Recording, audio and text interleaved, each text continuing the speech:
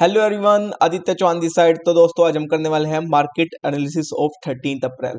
तो दोस्तों जैसे कि प्रीवियस वीडियो में आपको बताया गया था कि 10 अप्रैल के दिन क्या मार्केट केस बनाने के क्या चांसेस है। तो जो मार्केट में मैंने तीसरा केस वहां पे बताया था, मार्केट ने वो केस 10 अप्रैल के दिन बनाया है। तो उस वीडियो में दोस्तों मैंने बताया था कि अगर मार्केट ओपन होते ही बनाए बाइंग स्विंग, ये मार्केट 10 अप्रैल को ओपन हुई और ये मार्केट ने लगाया बनाया बाइंग स्विंग। और फिर दोस्तों उस वीडियो में क्या बताया गया था कि बाइंग स्विंग के बाद दोस्तों क्या होएगा। फिर बताया गया था कि बाइंग स्विंग मार्केट बनाने के बाद मार्केट लगाएगा रेजिस्टेंस। तो दोस्तों ये मार्केट ने लगाया रेजिस्टेंस। और फिर कहा था कि मार्केट जब एक से दो बार मार्केट रेजिस्टेंस को टेस्ट करते तो उसके ब्रेक पे हम ट्रेड ले पाएंगे। तो पहला क्रिएशन, फिर पहली बार टेस्टिंग, और ये फिर दूसरी बार हाईस के पास जाके हायर हायर लोज का क्रिएशन किया। और फिर ये मार्केट ने जब ब्रेक दिया तो 10 अप्रैल के दिन यहीं पर ही एक ट्रेड बना लिया गया था दोस्तों। और जो 10 अप्रैल का दिन है वो हमारा है स्टॉप लॉस डे। तो इस रेजिस्टेंस के ब्रेकआउट पे ही यहाँ पे ट्रेड लिया गया था, और जो स्टॉप लॉस रखा गया था वो दोस्तों प्रीवियस हाई लोस पर। तो और मार्केट क्या हुआ दोस्तों, मार्केट रिवर्स हुआ और हमें हुआ वहां पे स्टॉप लॉस। अब बात कर लेते हैं दोस्तों कि 13 अप्रैल को मार्केट में क्या होने के चांसेस हैं। तो 13 अप्रैल के दिन दोस्तों मार्केट के तीन ही केस बनाने के मैक्सिमम चांसेस हैं, जिनमें से सबसे ज्यादा हाई प्रोबेबिलिटी तो बाइंग साइड है। अगर मार्केट 13 अप्रैल के दिन ओपन होते ही दोस्तों पहली स्विंग बनाई बाइंग से, ये मार्केट ओपन हुई, मार्केट ने बनाया बाइंग से, और फिर मार्केट बाइंग स्विंग के बाद क्या लगाएगी दोस्तों, रेजिस्टेंस। तो हमें ऑब्जर्वेशन करनी है कि जो क्या प्राइस है, क्या वो रेजिस्टेंस पर होल्ड कर रहा है, बार बार टेस्ट करेगा उसको, पहला क्रिएशन, फिर टेस्टिंग, फिर दूसरी टेस्टिंग, फिर तीसरी बार ब्रेक करेगा।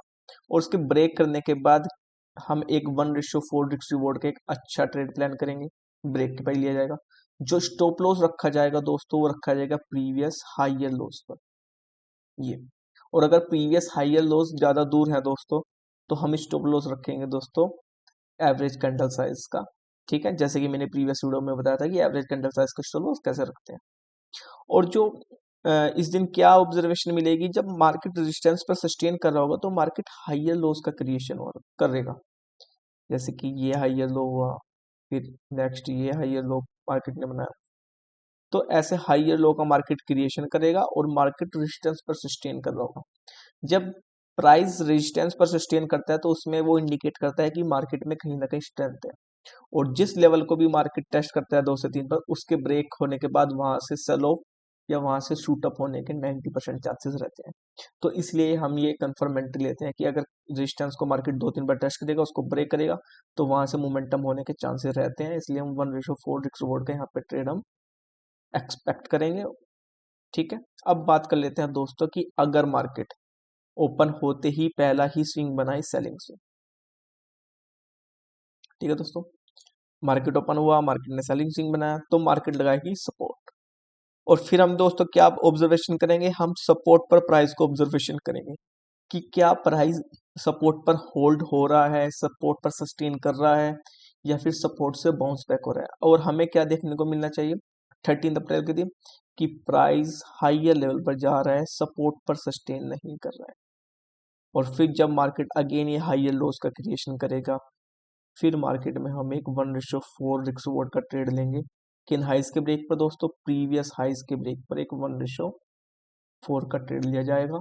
जो स्टॉप लॉस रखा जाएगा दोस्तों वो रखा जाएगा प्रीवियस लोअर हाइस पर। ठीक है दोस्तों, तो ये दो ही केस हैं जिनकी मैक्सिमम प्रोबेबिलिटी है 13 अप्रैल के दिन, और ये दोनों के दोनों केस बाइंग साइड है।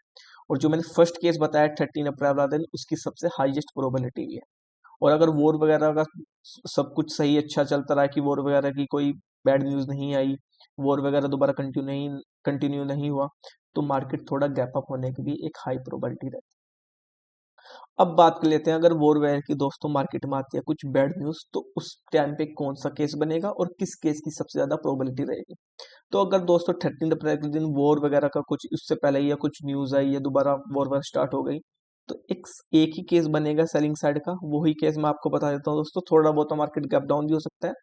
और फिर मार्केट क्या करेगा, अगर मार्केट ने बनाया पहला ही स्विंग सेलिंग स्विंग और फिर मार्केट लगाता है सपोर्ट, तो हमें जो ऑब्जर्वेशन देखने को मिलेगी दोस्तों कि जो प्राइस है वो सपोर्ट पर ही सस्टेन कर रहा होगा।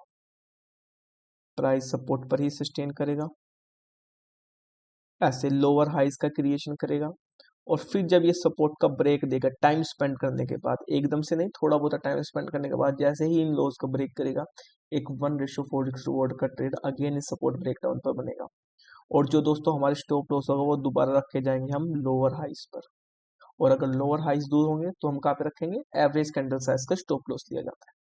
तो दोस्तों 13 अप्रैल के दिन इन्हीं तीन केस बनने के सबसे ज्यादा हाई प्रोबेबिलिटी है दोस्तों।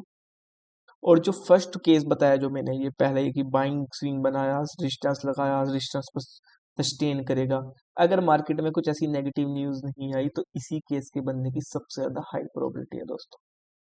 तो दोस्तों इसी वीडियो में इतना ही। अगर आपको मेरी वीडियोस अच्छी लग रही हैं, चैनल को सब्सक्राइब कीजिए, वीडियोस को लाइक कीजिए, वीडियोस पर कमेंट कीजिए। धन्यवाद।